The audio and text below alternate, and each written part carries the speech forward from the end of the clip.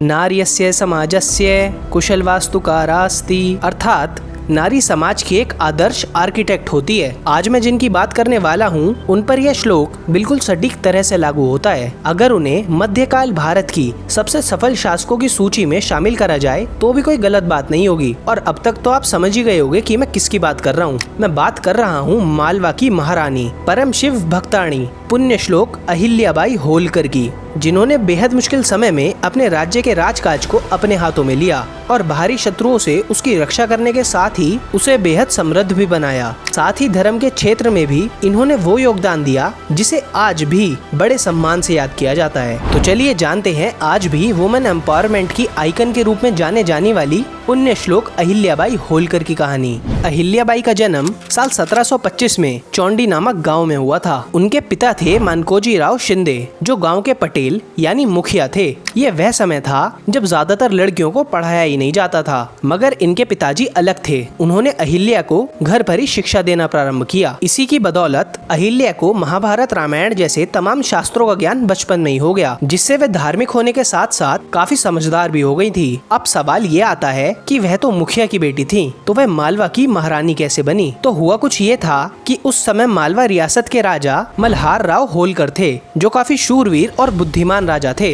इनके इकलौते पुत्र थे खांडे राव होलकर, जो अपने पिता की तरह नहीं थे। वे काफी हठी और गुस्से वाले थे। साथ ही राजकाज में भी उनका ज्यादा ध्यान नहीं लगता था। इसलिए मल्हार राव उनके लिए एक समझदार वधू चाहते थे। और इसी खोज में जब मल्हार राव एक बार कहीं से आ रहे थे तो उन्होंने चौंडी गांव में पड़ाव डाला, जहां शाम के समय पास ही के एक शिव मंदिर में आरती हो रही थी। बेहद मधुर स्वर में एक छोटी सी कन्या आरती कर रही थी, जो और कोई नहीं बल्कि अहिल्या ही थी, जिसे देखकर मल्हार राव अहिल्या से बेहद प्रभावित हो गए। वह सोचते हैं कि इतनी कम उम्र में चेहरे पर ऐसा तेज और शीतलता बड़े ही कमाल की बात है।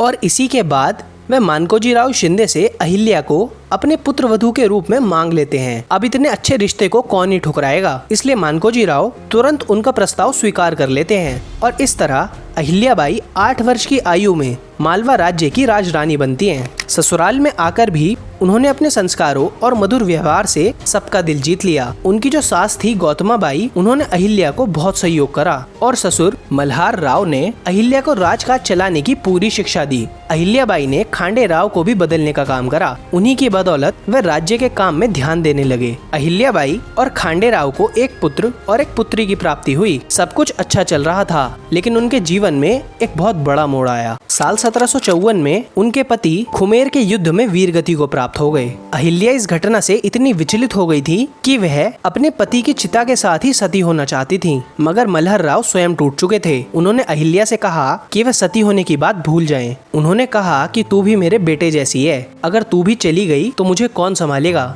ये पूरा राजकाज तेरा ही तो है। तुझे देखकर मैं सारा दुख भूल जाऊंगा। मुझे लगेगा कि मेरा खांडे राव अब भी जिंदा है। अपने ससुर मल्हार राव की ऐसी स्थिति को देखकर अहिल्या ने सती होने का निर्णय छोड़ दिया और इसके बाद वह राजकाज के कार्यों में पूरी तरह जुट गईं। साथ ही उन्होंने राजा मल्हार राव के साथ युद्ध का भी अनुभव किया। साल 1765 में उन्होंने ग्वालियर के अभियान का नेतृत्व करके गोहड़ किले को जीता था, जिससे पूरे राज्य में उनकी ख्याति फैल गई थी। मगर साल 1767 में अहिल्या पर दोबारा दुखों का पहाड़ टूट पड़ा। उनके पिता तुल्य ससुर मल्हार राव भी मृत्यु को प्राप्त हो गए, जिसके बाद उन्होंने अपने पुत्र मालेराव होलकर को राजा बनाया, मगर वह भी अल्पायु हुए और अगले ही वर्ष वह बहुत बीमार पड़ गए और चल बसे। इतने दुखों के बावजूद वे फिर से खड़ी होकर राज्य के काम में जुट गईं। मगर मालवा को स्वामीहीन समझकर पेशवा माधवराव के खास राघोबा ने मालवा को हथियाने की सोची, मगर अहिल्याबाई को जैसे ही इस षड्यंत्र का पता चला, उन्होंने तुरंत घोषित करा दिया कि राज्य की कमान उन्होंने अपने हाथों में ले ली है। और इस तरह 11 दिसंबर साल 1668 को अहिल्याबाई होलकर आधिकारिक रूप से मालवा की महारानी बनी, जिसके तुरंत बाद उन्होंने युद्ध की स्थिति को भांपते हुए राशन और हथियारों को इकट्ठा कर लिया।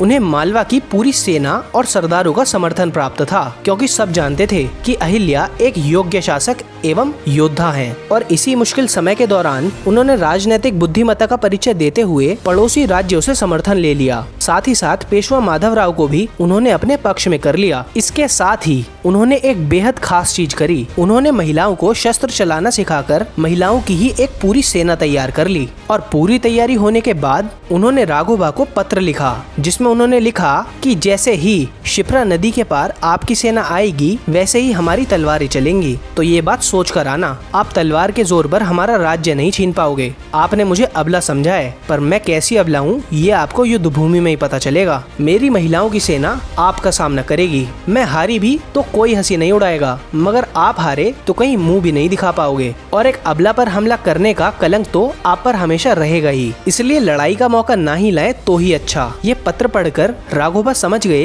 कि अहिल्या कोई अबला नारी नहीं है, बल्कि वह नारी शक्ति का रूप है। जिसके बाद राघोबा ने अहिल्या को पत्र भेजकर उनसे कहा कि वह उनसे लड़ना नहीं चाहते, वह तो उनके बेटे की मृत्यु पर शोक प्रकट करने आना चाहते थे। जिस पर अहिल्या ने कहा कि शोक प्रकट करना है तो वह सेना के साथ क्यों आ रहे हैं, इसके लिए वह अकेले आए, होलकर राज्य उनका स्वागत करेगा। और इस तरह महारानी अहिल्याबाई होलकर ने बिना तलवार उठाए, बिना खून बहाए, केवल बुद्धिमत्ता से राज्य पर होने वाले एक बहुत बड़े हमले को रोक दिया, जिससे उनका प्रभाव चारों ओर बढ़ गया। इस समस्या को सुलझाने के बाद उन्होंने अपने मालवा राज्य को मजबूत करने का काम करा। इस समय पर उनके राज्य में लुटेरों का बहुत बड़ा संकट था, जो यात्रियों को रास्ते में लूट लिया करते थे। इनमें भील और गोंड जैसी जनजातियों के लोग शामिल थे।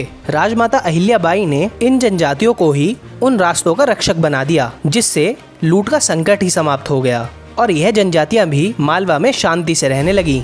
इसके अलावा राजमाता अहिल्याबाई ने कई पानी के कुएं खुदवाए, जिससे पानी की समस्या का अंत हुआ। साथ ही उन्होंने सड़कों के दोनों तरफ कई फलदार पेड़ लगवाए और तो और यात्रियों के लिए कई जगह पर गेस्ट हाउस भी बनवाए गए। महारानी अहिल्याबाई ने साहित्य, कला, संगीत और तो और व्यापार को भी बहुत बढ़ावा दिया, जिसने राज्य को समृद्धि के शिखर पर पहुंचा दिया। यही नहीं, वह राजधानी इंदौर के राजमहल को छोड़कर तीर्थ शहर महेश्वर में एक साधारण घर में रहने चली गई और वहीं से पूरा राजकाज चलाने लगी। इस जगह पर वह स्वयं आम लोगों की परेशानियां सुनती और समाधान निकालती थी।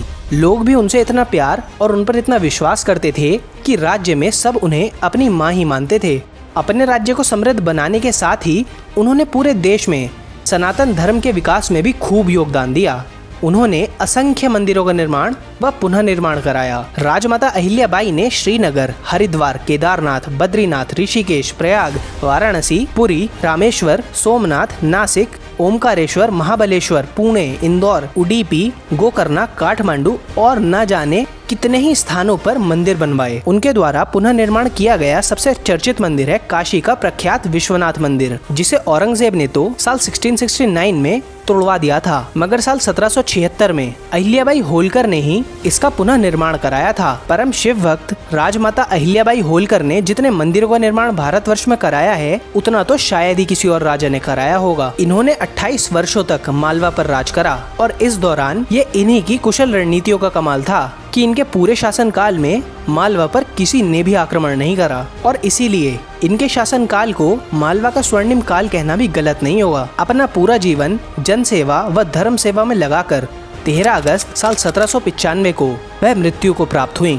पुण्यश्लोक अहिल्याबाई होलकर समूचे भारतवर्ष के लिए वरदान थी। वह आज भी पूरे समाज की आदर्श हैं और नारी शक्ति की मिसाल हैं। नारी शक्ति की अद्भुत गाथा ज्यादा से ज्यादा लोगों तक, खासकर हर माता और बहन तक पहुंचाइए, जिससे वह भी प्रेरित हो सके। मैं जल्द लौटूंगा ऐसी ही किसी ऐतिहासिक गाथा को लेकर।